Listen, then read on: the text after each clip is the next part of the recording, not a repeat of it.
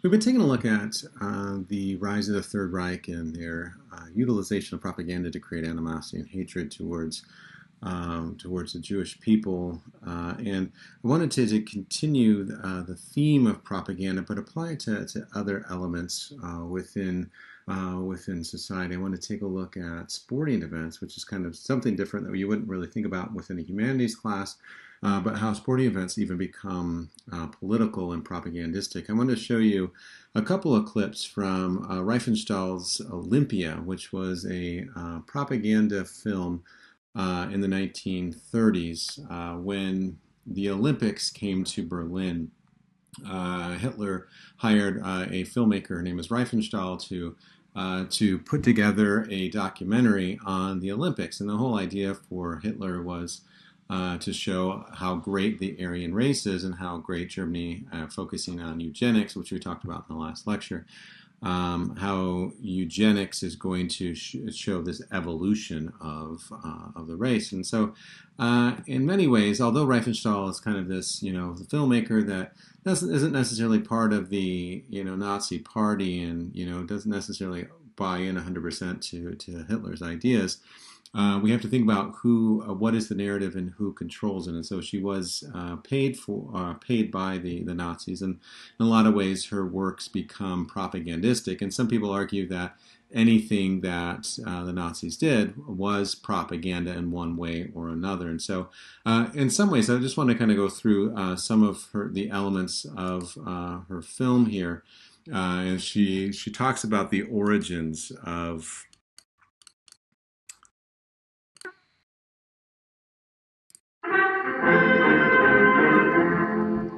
So the film starts kind of interestingly enough in Greece, ancient Greece, and so the idea for Hitler was that he was bringing about this another great civilization, like unto the ancients, and a lot of the messaging, the narrative that he's promoting, is bringing back the old, bringing back tradition, and so he was someone that had a deep animosity towards modernity and modernization. We wanted to bring back the purity of our roots, the purity of our ancestors, the purity of the greatness of these ancient civilizations. And so you see that rhetoric, you see that propaganda here. And so here he starts in Greece because this is where the Olympics started. I'll just kind of skip through some of this. This is kind of the awakening of this ancient civilization, and they're bringing back some of the values like the Olympics. See in Greece, and then you're going to see the ancients coming together, and they're going to now bring the elements of antiquity into modernity. And so the statue then kind of comes alive and brings the flame with them. And then this is the marching of the nations as they do in every Olympics, that they have all the athletes come through and present their flag. And this was all, this was all a charade for Hitler in order to promote the greatness of his civilization, the greatness of the Aryan mindset, and to show how he has revitalized Germany and brought them back into the global dominance. And so we're going to skip through some of this. But again, what we're going to see here as we think about this idea of propaganda, I want to show you a couple clips from some events. The idea, again, for Hitler was to show the greatness of the Aryan race, and what he didn't see coming was Jesse Owens. And so we're going to see here the race with Jesse Owens, and he's going to blow everyone's doors off as he races down the track.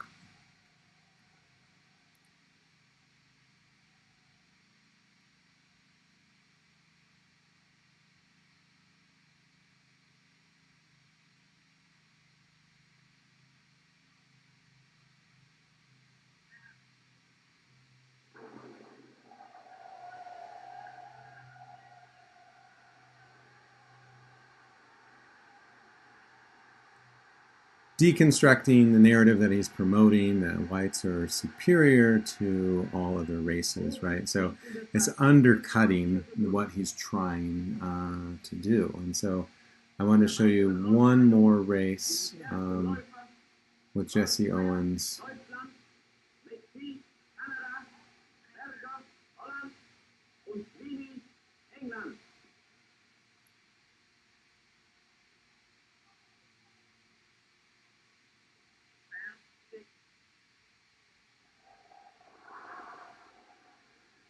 I like how everyone's just so annoyed.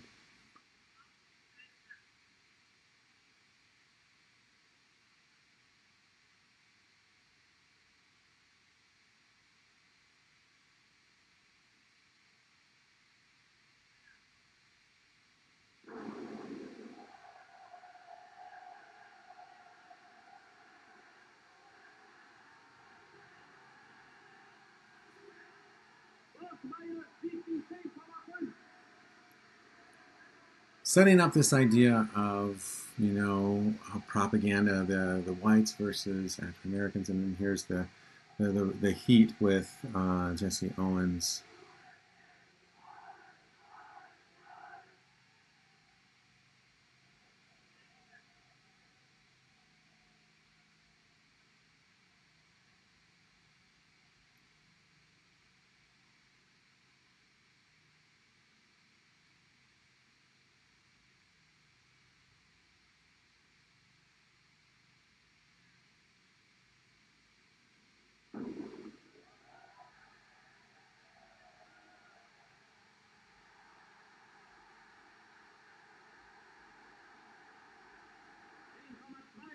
And there's just like nobody in the shot, right? So just head and shoulders above everybody in that Olympics. And so again, the idea is undercutting the Nazi narrative of this idea of supremacy. And again, it's not to suggest. I mean, we have to kind of look at this within context, right? So as we take a look at Jesse Owens beating everybody in vastly superior athleticism, we have to put that in context and think about this is the 1930s, and we talk about the rise of lynching in the United States. And so, I mean, it's one thing to say how great the United States is. Look at this. This is the melting pot, and look at the opportunities that are available, and how we have these great athletes. But socially, we struggle with our own brand of racism, and so it's good to keep those elements in context and really think about some of the undercurrents. And so, although we're kind of promoting this as go U.S., we definitely have some of our own problems, systemic problems with racism. But one thing to just kind of close that Olympia does is she standardizes the way that sporting events are filmed. She uses dollies, she uses tracking shots. She uses a way to be able to capture motion in a way that's standardized that is still used for filming sporting events today. So even though it's propagandistic, she does do a lot of avant-garde new ideas that she's implementing for the film. I wanted to leave off with this portion of the lecture, taking a look at Nazism and taking a look at how sporting events, that's kind of the theme for this one, how they transcend sports and become more political, right? And this one's kind of geopolitical here. We have Max Schmeling of Germany versus Joe Louis from the United States. And so this particular fight was billed as the idea of Germany and German values versus the United States and the United States' values. And so the idea of Germany is this Aryan, kind of racist, kind of, this focusing on one dominant superiority of a race versus the United States, which is the idea of the melting pot and people coming together and blending and living together. And so that's the idea, right? Is that kind of what it was billed as, is which mindset is going to be better. What happened within the first round, the first fight, Schmeling won in the 12th round by a knockout. And so this particular fight that I want to show you just briefly, it's a quicker fight. Joe Louis is going to come back, and he's going to come back with a vengeance, and he's going to end this in the first round. And what you're going to see is Joe Louis back Schmeling into a corner. Joe Louis is going to come in for, I believe that it is a left hook to the body. It's going to crack Schmeling's ribs, and Schmeling's you're going to see him kind of scream out as his ribs are broken. And at that point, the Nazi radio station that was broadcasting this event live to Germany cut their feed immediately, right? Because it doesn't correspond to the rhetoric. It doesn't correspond to the propaganda. And then after that, you'll see Schmeling doesn't really last that long because it's hard to breathe when you have a broken ribs. Both of them like that as the men clinch. So Lewis tries to get over too hard left, and Max ties him up in the breakaway clean. On the far side of the ring now, Max with his back to the hook, and Lewis hooks the left to Max's head quickly, and shoots over a hard right to Max's head. Lewis, a left to Max's jaw, a right to his head. Max shoots a hard right to Lewis. Lewis for the old 1-2. The first the left and then the right. He's landed more blows in this one round than he landed in 5 rounds of the other fight. And there, Max Schmeling caught him with his guard down and thrust that right hand to Lewis's jaw. But Lewis is going away with a punch at the time.